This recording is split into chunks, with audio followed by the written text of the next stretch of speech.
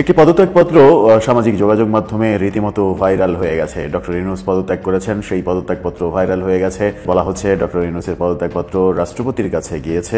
মোহাম্মদ ইউনূসের সেই ভাইরাল পদত্যাগপত্র প্রথমেই দেখুন বলা হচ্ছে বিষয় প্রধান উপদেষ্টার পদ থেকে পদত্যাগ, এবং এক্ষেত্রে আপনারা দেখুন তারিখ রয়েছে 22শে জানুয়ারি। অবশ্যই আমরা দেখবো ভেতরে কি লেখা রয়েছে।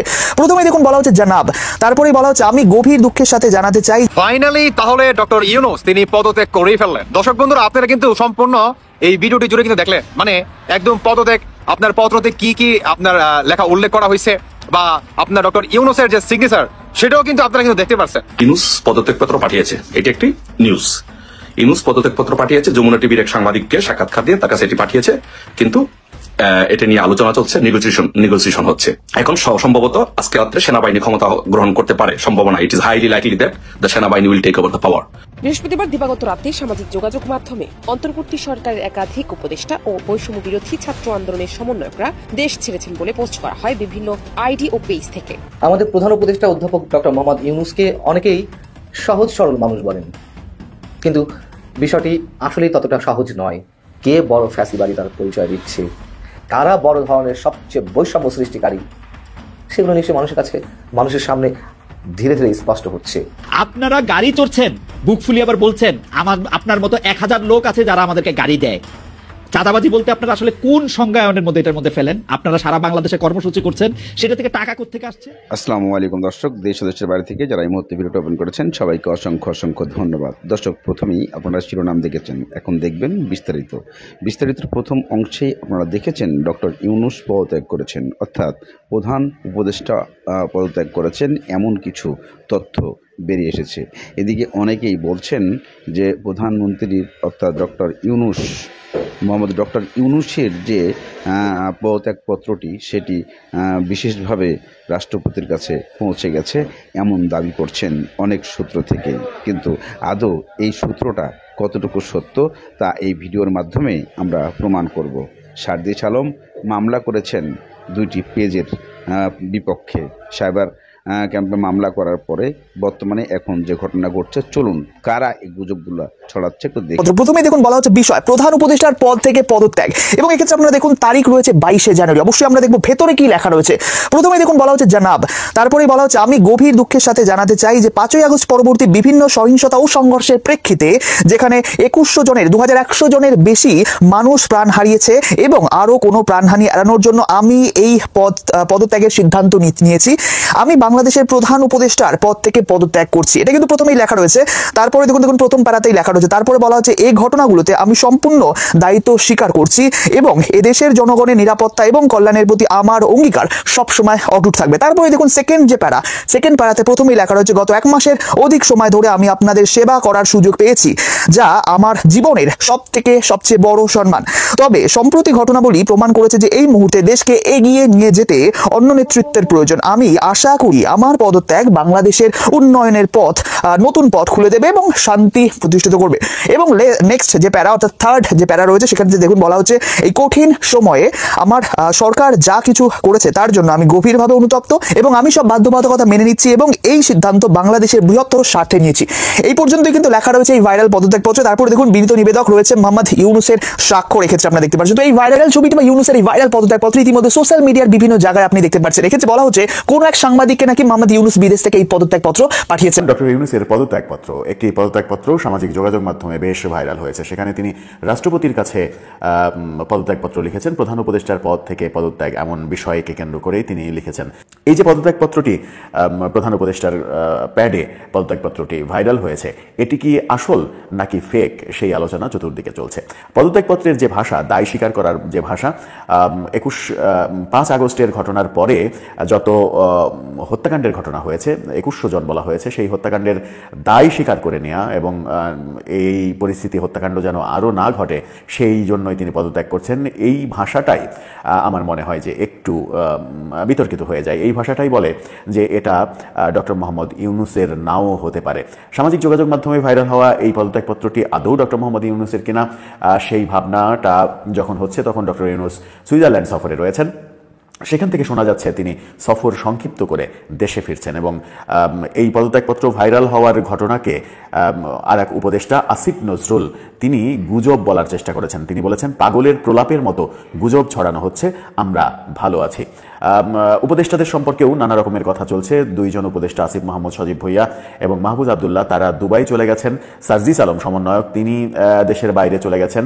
অন্যান্য উপদেষ্টারাও দেশের বাইরে চলে যাওয়ার পথে রয়েছেন এমন আলোচনা কিন্তু গত সারা রাত সব থেকে বেশি সামাজিক যোগাযোগ মাধ্যমে ফলাও হয়েছে। সামাজিক যোগাযোগ মাধ্যমে বিভিন্ন পেজ থেকে এইগুলোকে প্রমোট করা হয়েছে। আসিফ মাহমুদ সজীব ভুইয়ার একটি ছবি বিমানের ভেতরের একটি ছবিও বিভিন্ন জায়গায় দেখা গেছে। তারা আদৌ চলে গেছেন কিনা, এই চলে যাওয়াটাকে পালিয়ে যাওয়া বলছেন অনেকে। হাসনাত আবদুল্লাহ এখনো কুমিল্লায় অবস্থান করছেন এমন তথ্য দেয়া হয়েছে।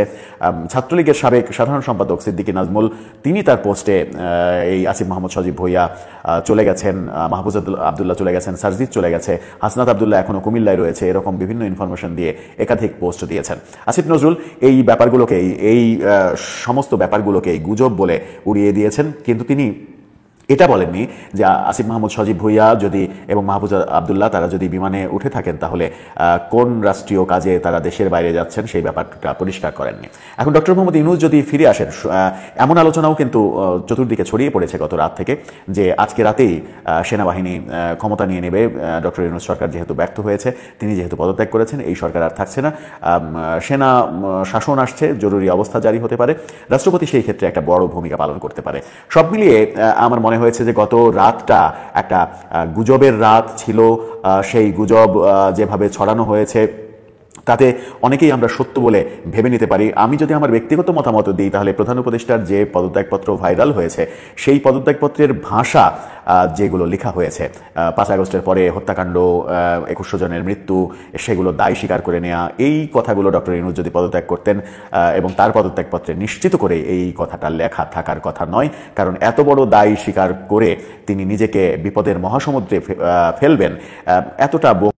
এতক্ষণ আপনারা যে ভিডিও অংশ ক্লিপগুলো দেখেছেন তারা সেখানে কি বোঝাতে চেয়েছে বাংলাদেশের এই রাজনীতি পরিস্থিতি নিয়ে, বাংলাদেশের অন্তর্বর্তীকালীন ডক্টর ইউনূস ও সমন্বয়ক এবং উপদেষ্টাদেরকে নিয়ে কি বোঝাতে চেয়েছেন তারা এবং কি বলতে চাচ্ছেন? আদৌ কি ডক্টর ইউনূস পদত্যাগ করেছেন নাকি এটা গুজব? এটা আসলেই বাস্তবতা যতটুকু আমরা দেখে আসছি অনলাইনে বিশেষভাবে যে কথাগুলো ছড়াচ্ছে সেখানে বলা হচ্ছে ডক্টর ইউনূস পদত্যাগ করেছে, বাস্তবেও সেটা কিন্তু কখনো কোনো দিন হয় না। সেটা গুজব ছড়াচ্ছে ছাত্র দলের কিছু নেতাকর্মীরা, তাদেরকে ইতিমধ্যে গ্রেপ্তারও করা হয়েছে। তা এভাবে গুজব ছড়ানোর থেকে অবশ্যই আমাদেরকে বিরত থাকতে হবে। সঠিক সংবাদকে তুলে ধরার জন্যই আমি এই ভিডিওটা ডক্টর মোহাম্মদ ইউনূসকে ভাবার কোনো কারণ থাকতে পারে কিনা সেটাও একটা বড় বিষয়। যাই হোক, এখন পর্যন্ত পদত্যাগপত্র ব্যাপারটাকে গুজব বলেই ধরে নেওয়া যেতে পারে। দেখা যাক শেষ পর্যন্ত এটা গুজব হয় নাকি সত্য হয়। কিন্তু উপদেষ্টাদের, বিশেষ করে আসিফ মাহমুদ সজীব ভুইয়ার বিমানের ছবিটা কবেকার, সেটা কি এখনকার নাকি আগের কোনো ছবি দিয়ে ব্যাপারটাকে এস্টাবলিশ করা হয়েছে, তিনি দেশের বাইরে চলে যাচ্ছেন, মাহফুজ আবদুল্লাহ দেশের বাইরে চলে যাচ্ছেন, সেটা অবশ্য সময় সাপেক্ষ এবং তদন্তের ব্যাপার। সব মিলিয়ে দর্শক, আপনার কাছে কি মনে হয় যে এই যে ঘটনাগুলো ঘটলো গত রাত থেকে আজকে পর্যন্ত, এখন পর্যন্ত সব থেকে বেশি চর্চিত হচ্ছে, সত্যি সত্যি কি ইউনূস সরকারের পতন হচ্ছে, সেনা শাসন আসছে, নাকি এগুলো স্রেফ গুজব বলেই উড়িয়ে দেবেন আপনি? আমাদের প্রধান উপদেষ্টা অধ্যাপক ডক্টর মোহাম্মদ ইউনূসকে অনেকেই সহজ সরল মানুষ বলেন, কিন্তু বিষয়টি আসলেই ততটা সহজ নয়। তিনি বেশ কিছু সাক্ষাৎকারে খোলামেলা কথা বলেছেন। আমি মনে করি তার পিছনেও বিশেষ কিছু উদ্দেশ্য রয়েছে তার বোকাশোকা রকমের কথাবার্তার মধ্যে। নির্বাচন নিয়ে তিনি নানান সময় নানান ধরনের কথা বলছেন। বিদেশের মাটিতে বসে তিনি এখন নতুন কথা শোনালেন। বিশ্ব অর্থনৈতিক ফোরাম WEF এর বার্ষিক সম্মেলনে যোগ দিতে তিনি এই মুহূর্তে সুইজারল্যান্ডের দাভোসে রয়েছেন। সেখানে WEF এর প্রতিষ্ঠাতা ক্লাউস শোয়েবের সঙ্গে একটি বৈঠকে যে মন্তব্যটি করেছেন তা হচ্ছে এরকম যে সরকার নির্বাচন আয়োজনের অপেক্ষায় রয়েছে, তবে এখন দেশের জনগণকে সিদ্ধান্ত নিতে হবে প্রক্রিয়াটি কেমন হবে। দেশের মানুষ কোন ধরনের নির্বাচন চায় সেটি না জেনে সরকার নির্বাচন আয়োজন করতে পারবে না। বিষয়টি বোঝা গেল তো? এতদিন তিনি বলেছেন যে রাজনৈতিক দলগুলো যা চাইবে তাই হবে।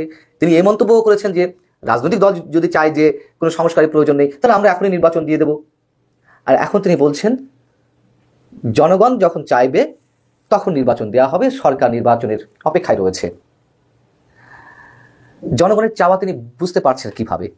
জনগণের চাওয়াটার ব্যারোমিটারটা কি? কি দিয়ে তিনি মাপতে পারছেন যে জনগণ কি চাইছে? জনগণের প্রতিনিধিত্ব করে রাজনৈতিক দলগুলো। এখন অধিকাংশ রাজনৈতিক দল যদি একটা সিদ্ধান্তে পৌঁছায় যে না, ন্যূনতম সংস্কারের মাধ্যমে নির্বাচনটি হওয়া সম্ভব, সেটি এই বছরের, সেটি জুলাই আগস্ট হোক, ডিসেম্বর হোক, যে সময়ের মধ্যে হোক, যদি তারা এটি বলে, তাহলে তো সেটাই আমাদের জনগণের চাওয়া বুঝে নিতে হবে। নাকি নির্বাচন দেওয়ার জন্য গণভোটের অনুষ্ঠান করতে হবে যে জনগণ কবে নির্বাচন চায়, 6 মাস, 1 বছর না 1.5 বছর? ডক্টর মোহাম্মদ ইউনূস একথাও বলেছেন যে গত 16 বছরে বাংলাদেশে যারা নতুন ভোটার হয়েছেন তাদের ভোট দেওয়ার সুযোগ হয়নি, যা অত্যন্ত দুর্ভাগ্যজনক। আওয়ামী লীগ সরকারকে উদ্দেশ্য করে বলেছেন, কথা অবশ্যই সত্য, খুব ভালো কথা বলেছেন। কিন্তু যে সুযোগটি এসেছে গণতান্ত্রিক প্রক্রিয়ায় যাওয়ার পথে বাংলাদেশকে নিয়ে যাওয়ার জন্য, সেই পথ কেন তিনি অবরুদ্ধ করে রেখেছেন? কেন এই সরকারের 6 মাস হয়ে যাওয়ার পরেও কোনো ধরনের সংস্কারের পথে হাঁটতে পারেননি, শুধু সংস্কারের মূলা ঝুলিয়ে রেখেছেন এবং নির্বাচন কবে হবে তা নিয়ে একটা ভয়ঙ্কর অনিশ্চয়তার মধ্যে রেখেছেন?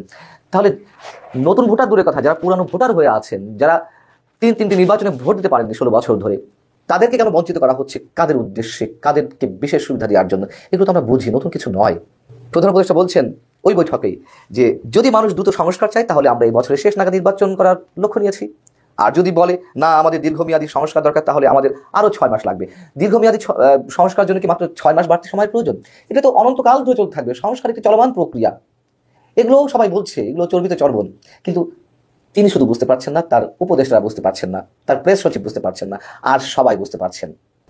সংস্কারের কথা শুধুমাত্র কারা বলছে? পূর্ণ সংস্কারের কথা বৈষম্য বিরোধী ছাত্র আন্দোলনের যারা নেতা।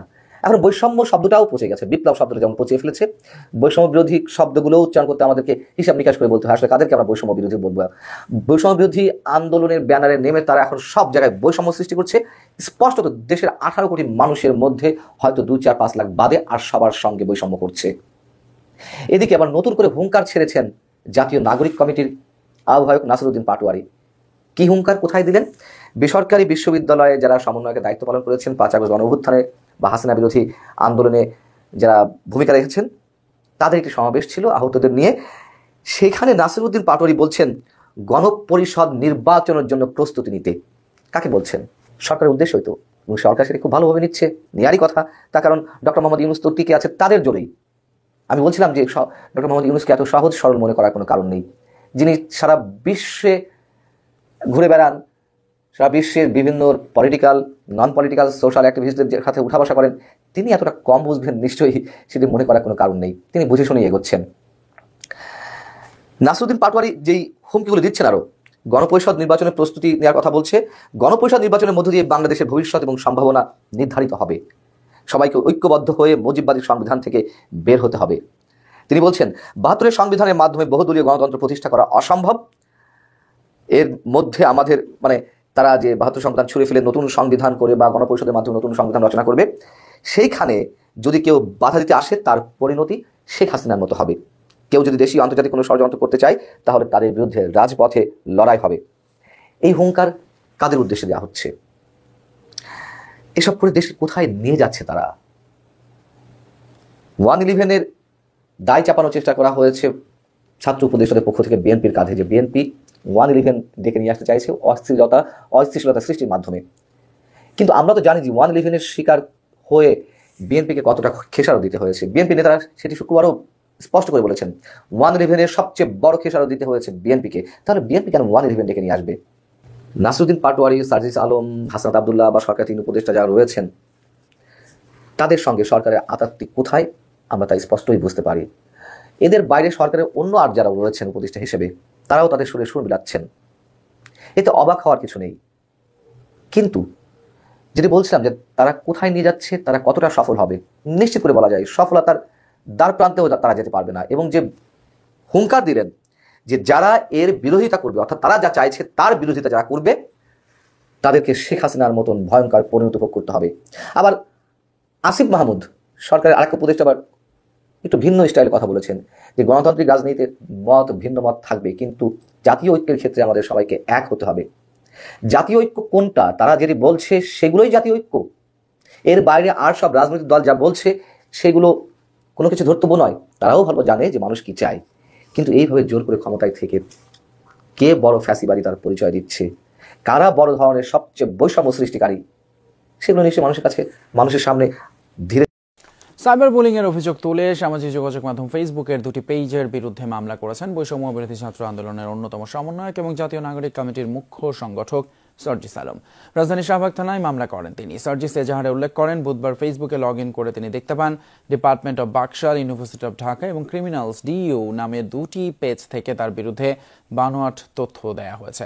তার একটি অব্যবহৃত হোয়াটসঅ্যাপ অ্যাকাউন্টকে কেন্দ্র করে এডিটেড কিছু চ্যাটের স্ক্রিনশট প্রকাশ করে একটি পোস্ট আপলোড করা হয়। ওই পোস্টে তার বিরুদ্ধে অসত্য এবং মানহানিকর অভিযোগ আনা হয়েছে।